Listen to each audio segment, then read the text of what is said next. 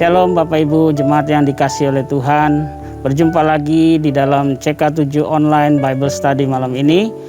Nah, hari ini kita akan melanjutkan pembelajaran kita di dalam kitab Ulangan pasalnya yang ke-21, secara khusus di ayat yang ke-15 sampai 21. Nah, sebelum itu mari kita datang kepada Tuhan, kita menyembah Dia dan minta hikmat supaya kita bisa mengerti pembelajaran malam hari ini. Mari kita masuk hadirat Tuhan. Horabashanda bakaranamaya.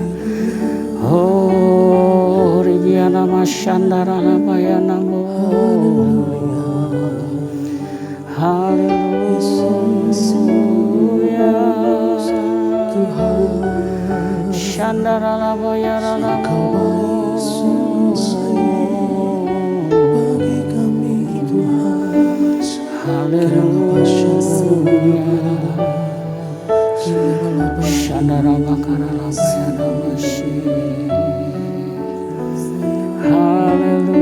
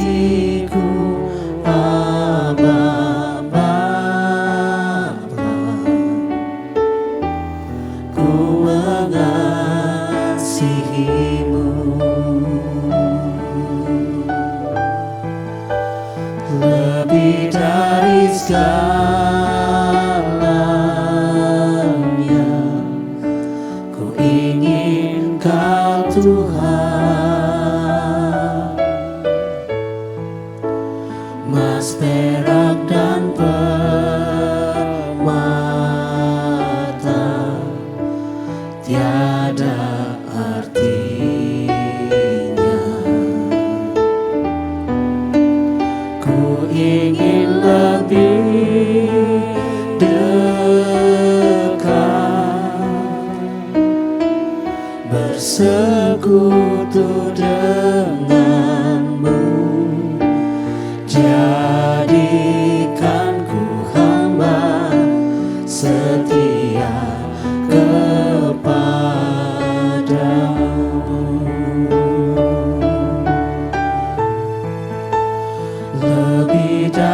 segalanya. Ku ingin Kau Tuhan, emas, perak, dan permata tiada artinya. Ku ingin lebih dekat, bersekutu denganmu. Jadikan ku hamba setia kepadamu.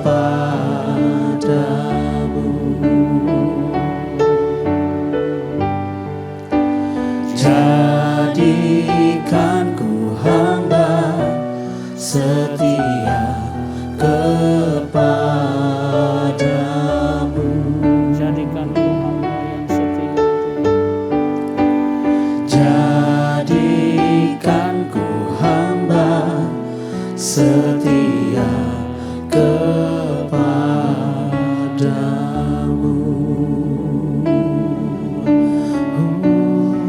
Mari kita sembah Dia. Yesus Tuhan, Engkau luar biasa. Engkau baik, ya Allah, ya Bapa.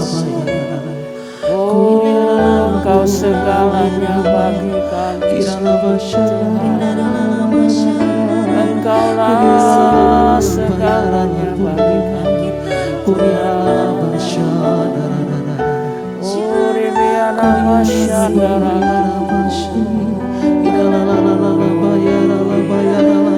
Uribiara mayara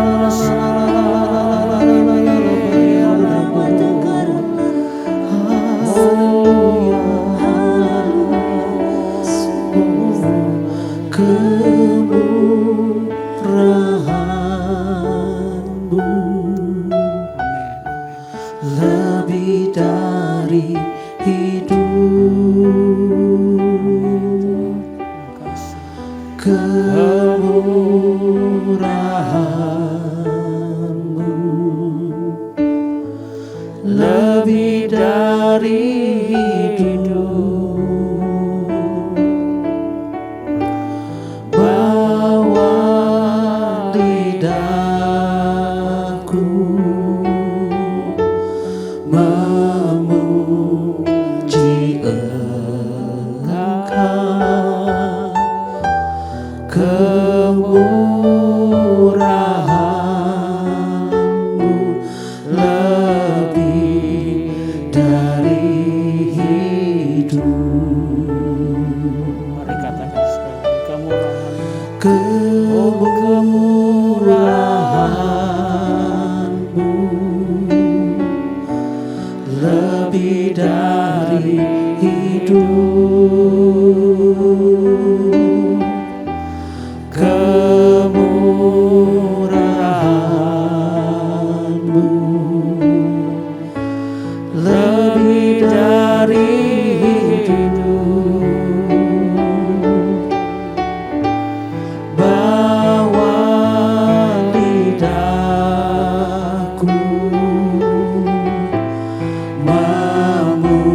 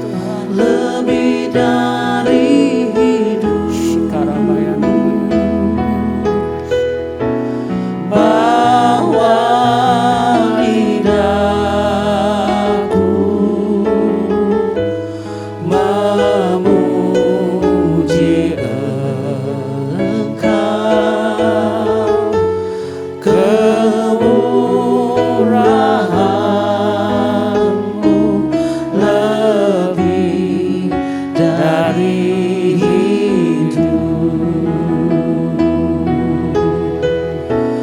Kemurahan-Mu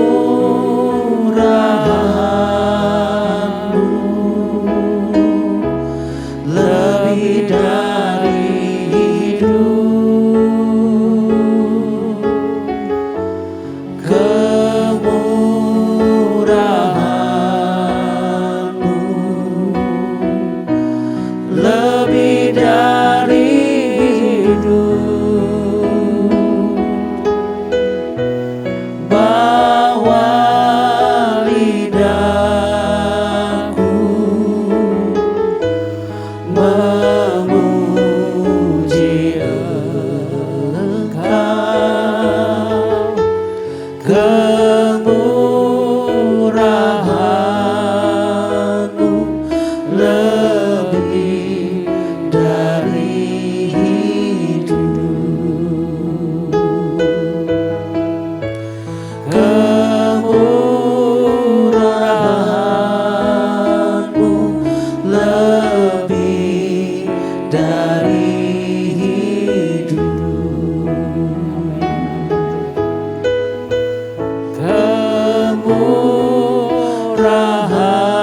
Kemurahan-Mu lebih dari hidup.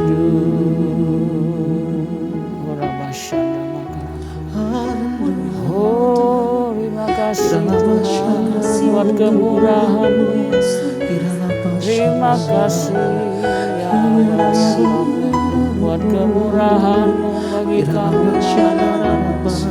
Ora basyanda ora basyanda. Haleluya, haleluya. Mari kita satukan berdoa. Terima kasih Bapa yang baik. Malam ini kami minta kiranya Engkau mengurapi setiap kami untuk kami boleh belajar Bible Study malam ini. Terima kasih, biarlah Tuhan menyertai, Tuhan hadir di tempat di mana di rumah-rumah kami berada pada malam hari ini untuk kami boleh belajar bersama. Di dalam nama Tuhan Yesus kami berdoa. Amin. Amin. Baik, Bapak Ibu, jemaat yang dikasih Tuhan, pada hari ini kita akan membaca dulu ya Ulangan pasal yang ke-21 di ayatnya yang ke-15 sampai 17 ya. Saya akan bacakan buat kita semua. Demikianlah firman Tuhan. Cara ayat 15, hak kesulungan. Apabila seorang mempunyai 2 orang istri dan yang seorang dicintai dan yang lain tidak dicintainya, dan mereka melahirkan anak-anak lelaki baginya, baik istri yang dicintai maupun istri yang tidak dicintai, dan anak sulung adalah dari istri yang tidak dicintai, maka pada waktu ia membagi warisan harta kepunyaannya kepada anak-anaknya itu, tidaklah boleh ia memberikan bagian anak sulung kepada anak dari istri yang dicintai, merugikan anak dari istri yang tidak dicintai, yang adalah anak sulung. Tetapi ia harus mengakui anak yang sulung, anak dari istri yang tidak dicintai itu, dengan memberikan kepadanya 2 bagian dari segala kepunyaannya, sebab dialah kegagahannya yang pertama-tama, dialah yang mempunyai hak kesulungan. Ya, baik, Bapak Ibu, kita sedikit lihat latar belakang ya di dalam Ulangan 7 ayat yang ketiga. Di situ dikatakan bahwa Allah itu melarang orang Israel menikah dengan perempuan asing, ya. Tetapi ternyata di ayat yang ke-10 dan ke-11, orang Israel justru lebih mengikuti keinginan hatinya, sehingga bersikeras untuk menikahi perempuan asing, ya. Nah, ayat 12 dan 13 di situ juga mengatakan begini, Allah tidak membiarkan sebenarnya memperlakukan perempuan asing itu seperti dalam tradisi bangsa lain. Nah, apabila ada orang Israel yang ingin menikahi seorang perempuan asing atau tawanan mereka, perempuan itu harus melakukan prosesi ya, sebagaimana seorang yang berduka sebagai bagian dari pemurnian selama 1 bulan ya.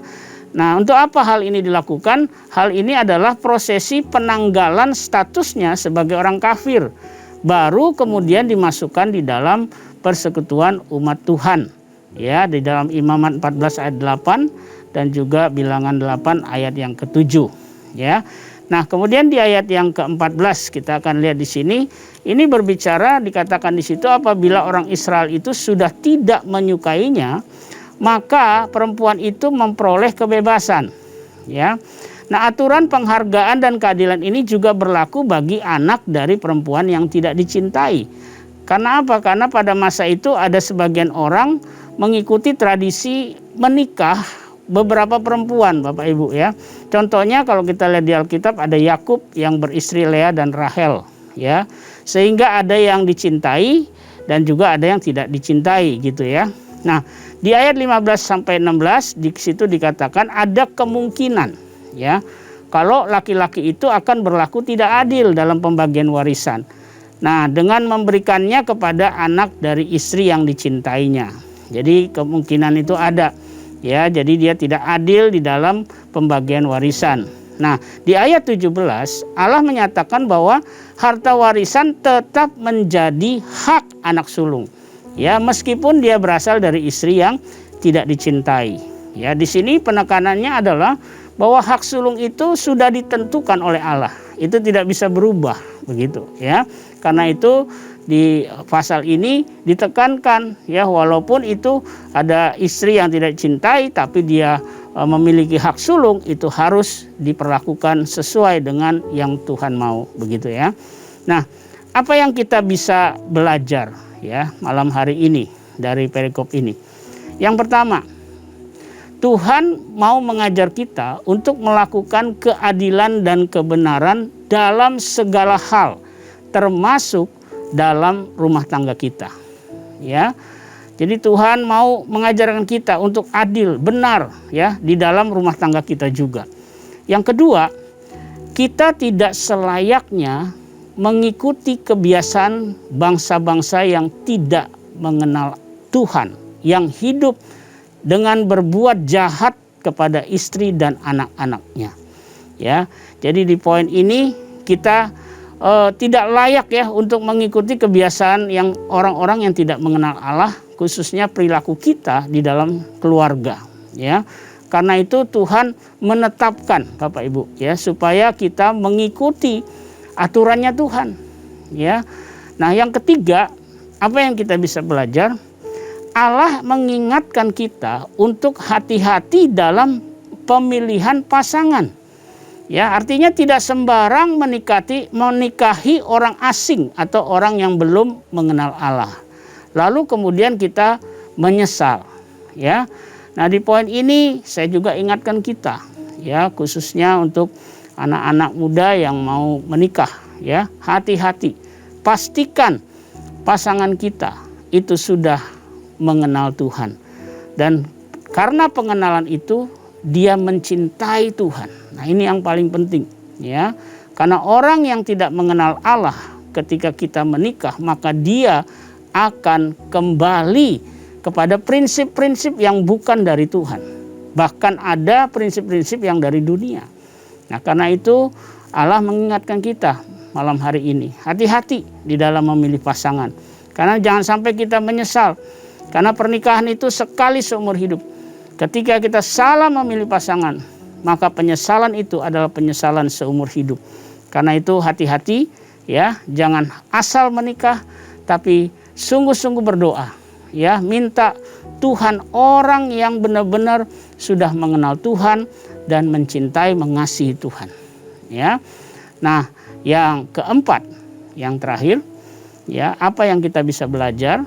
Setiap orang itu harus bertanggung jawab atas setiap tindakannya dan tidak boleh mengorbankan orang lain atas kesalahan yang telah dilakukannya. Ya, jadi yang keempat, malam ini kita belajar sebuah tanggung jawab atas tindakan kita. Ya, kalau kita sudah melakukan satu tindakan, kita harus bertanggung jawab. Ya, jangan kita mengorbankan orang lain atas kesalahan yang telah kita lakukan.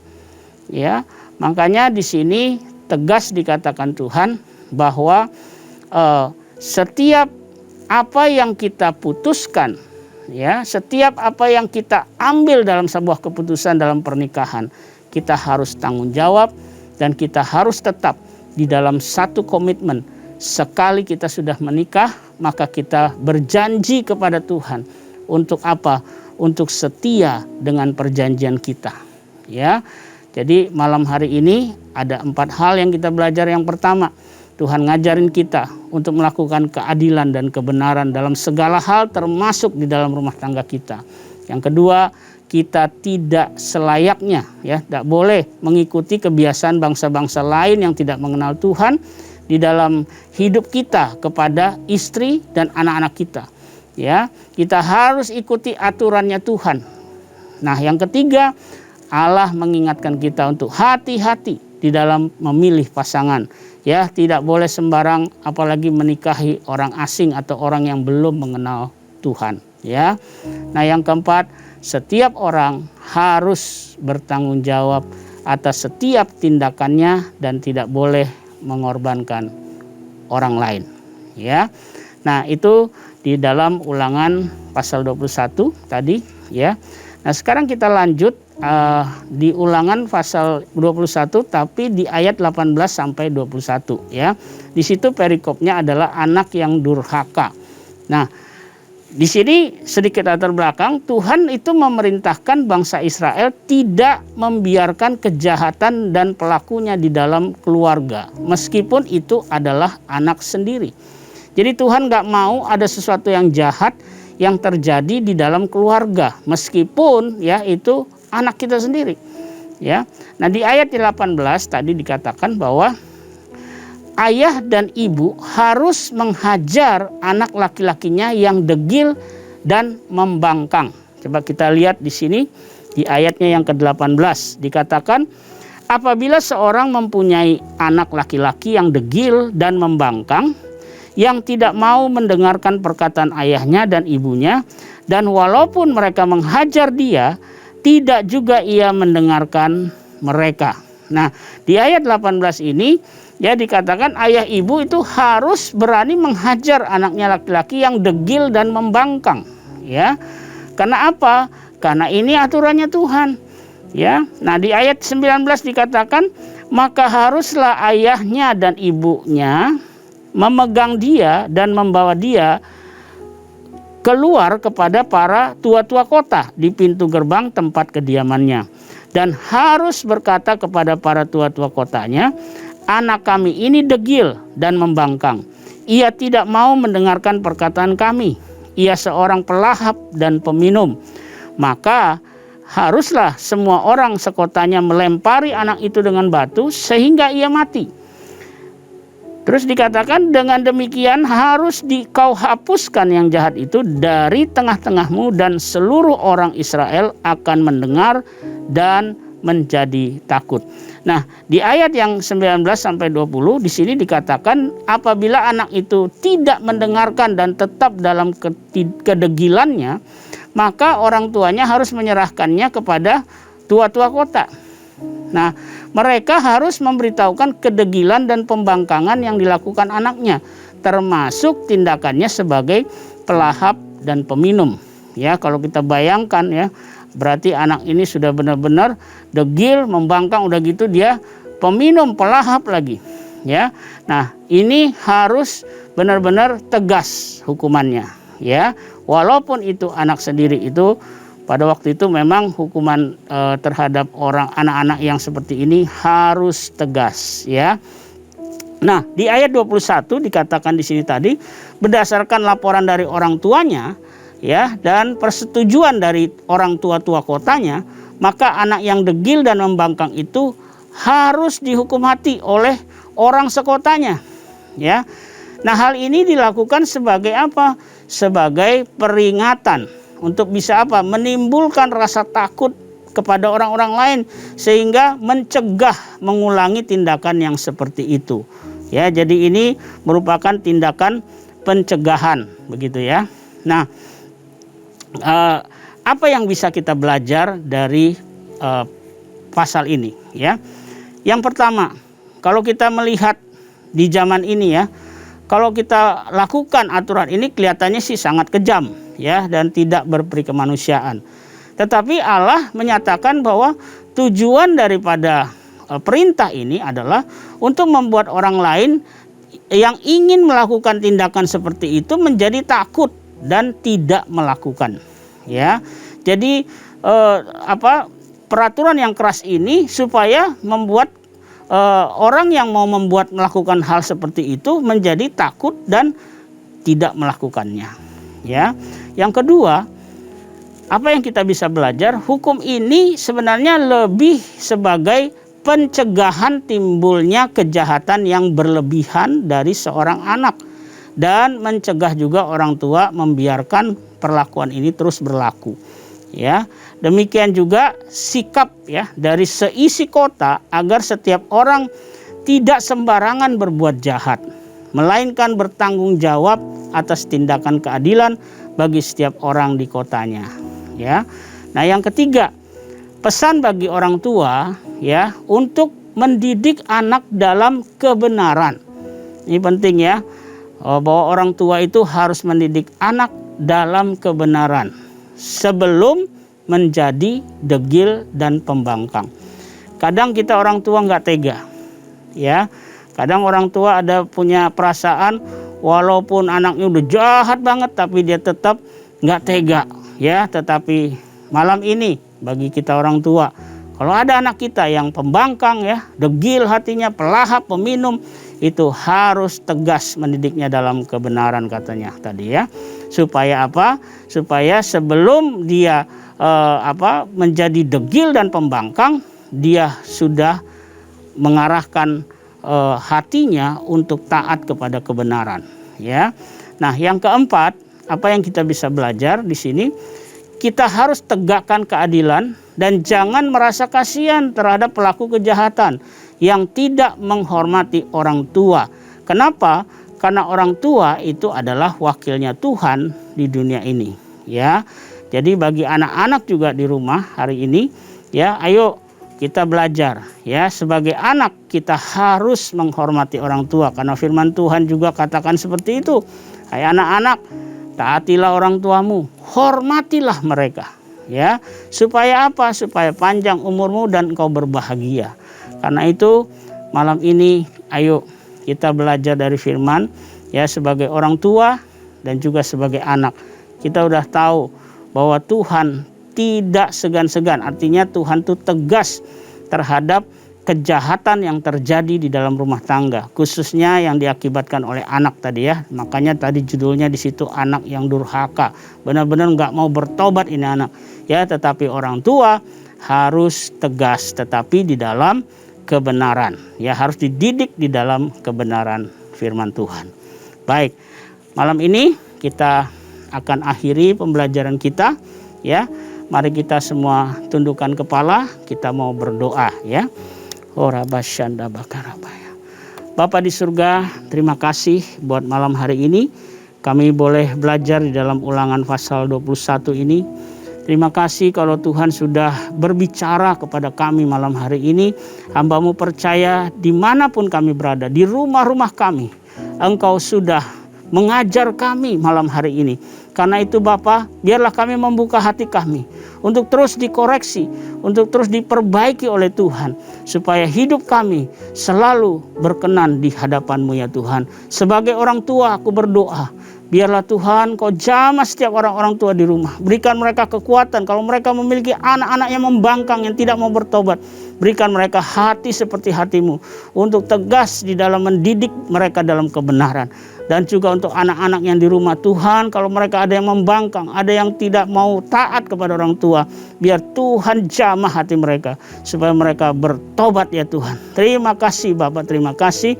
Dan malam hari ini sebelum kami berpisah, biarlah Tuhan Engkau memberikan berkat-Mu yang terbaik buat kami semua. Mari Bapak Ibu jemaat Tuhan, kita angkat kedua tangan kita dan arahkan hatimu kepada Tuhan, dan terimalah berkat yang berlimpah-limpah dari Allah Bapa kita di dalam anaknya yang tunggal, Tuhan kita Yesus Kristus, dan persekutuan yang manis dengan Roh Kudus akan menyertai kita semua mulai saat ini sampai Maranatha. Tuhan Yesus datang menjemput kita semua di awan-awan yang permai, bahkan untuk selama-lamanya. Di dalam nama Yesus, bagi kita yang percaya sama-sama katakan amin. Selamat malam, selamat beristirahat. Kiranya Tuhan memberkati kita semua.